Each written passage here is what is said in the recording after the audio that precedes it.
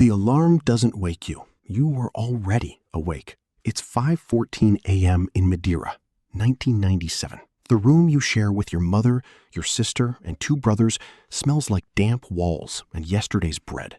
Outside, the Atlantic presses against the island like it's trying to take it back. You are 12 years old, and you already know, with a certainty that has no business living inside a 12-year-old, that this life is temporary, that you are temporary here, that somewhere beyond this island, beyond this poverty, beyond these walls, there is a version of you the world hasn't met yet. You just don't know the price of becoming him. Your name is Cristiano Ronaldo dos Santos Aveiro. You are not famous yet.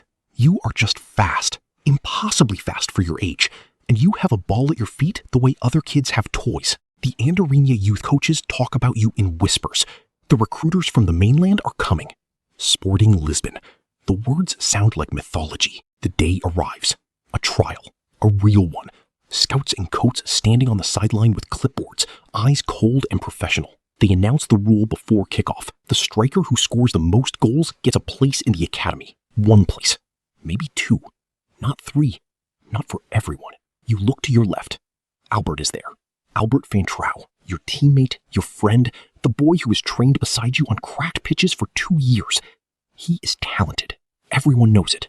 He has a right foot that could bend light. Today, in this trial, he is your competition. The game begins.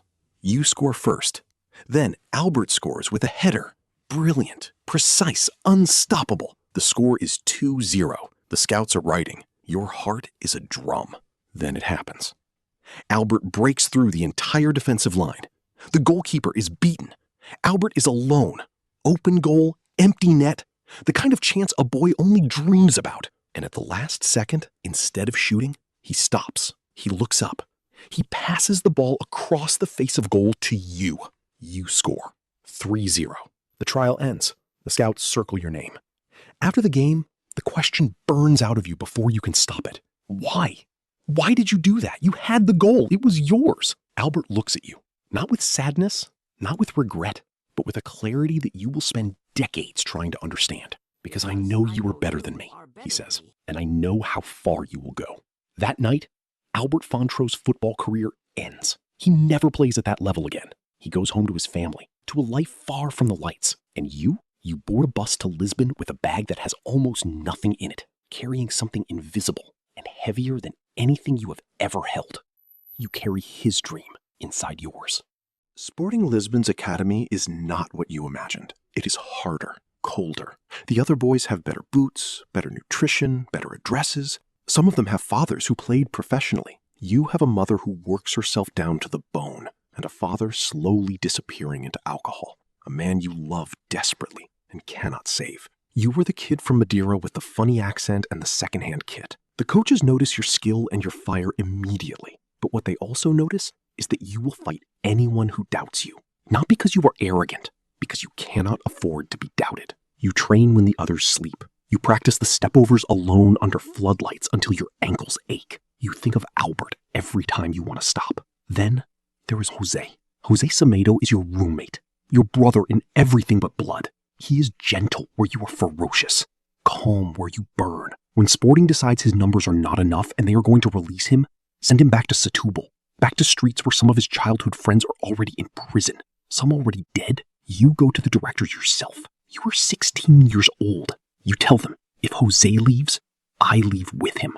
The directors look at each other. They know exactly what they would be losing. They keep Jose.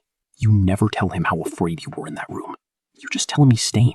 You are 17 when Sir Alex Ferguson calls. Manchester United, England, the Premier League. You step off the plane at Manchester Airport in 2003, and the rain hits you like a fact. This is real. This is happening. This is the life Albert handed to you with an open goal pass on a cold afternoon in Portugal. The first season is brutal. The speed of the game, the physical contact, the English winter, the loneliness. You call your mother every night. Some nights she cries. You do not cry. Not in front of anyone. You swore to yourself a long time ago that poverty would be the last thing that ever made you feel small. And you burn that oath into every training session. every sprint, every set piece you take at 7 p.m. when the stadium is empty. You win your first Premier League title, then another, then the Champions League in Moscow in 2008. You stand in the rain in the penalty shootout, knowing that if you miss, United lose, that the weight of it is enormous, and you step up anyway. The ball goes in. You are the best player in the world. Ballon d'Or, singular, historic. And in that moment, in the noise and the lights and the photographers, there is a quiet thing that passes through you. A face, a boy on a pitch in Madeira, passing a ball instead of shooting, because I know how far you will go. Real Madrid, 94 million euros, the biggest transfer in history at the time. You become the Galactico they dreamed of, the one who delivers. You score 450 goals for the club in 438 appearances. La Liga titles, Copa del Rey, 4 Champions League trophies. The stadium chants your name, and it sounds like thunder and electricity and something almost religious. But the goals, every single one, are dedicated somewhere private. To your father, who died before he saw any of this. To your mother, who cleaned other people's houses so you could eat. To Albert Fantrau, who is still living quietly, comfortably, in a house you made sure he never had to worry about. Because the day you could, you found him, and you took care of him. Not as charity, as a debt, as the most sacred debt of your life. When Real Madrid lifted their 10th Champions League trophy in Lisbon in 2014, the Stadium of Light, your country, your people, you do something the cameras barely understand. You leave the pitch. You push through the crowd. You find Albert in the stands, and you hold him, and you do not let go for a long time. The photographers click, but they don't know what they're photographing. They think it's celebration. It is something older and deeper than celebration. It is a man honoring the moment. Another man chose him over himself. 5 Ballon d'Ors, a European championship with Portugal, records that statisticians are still trying to frame correctly.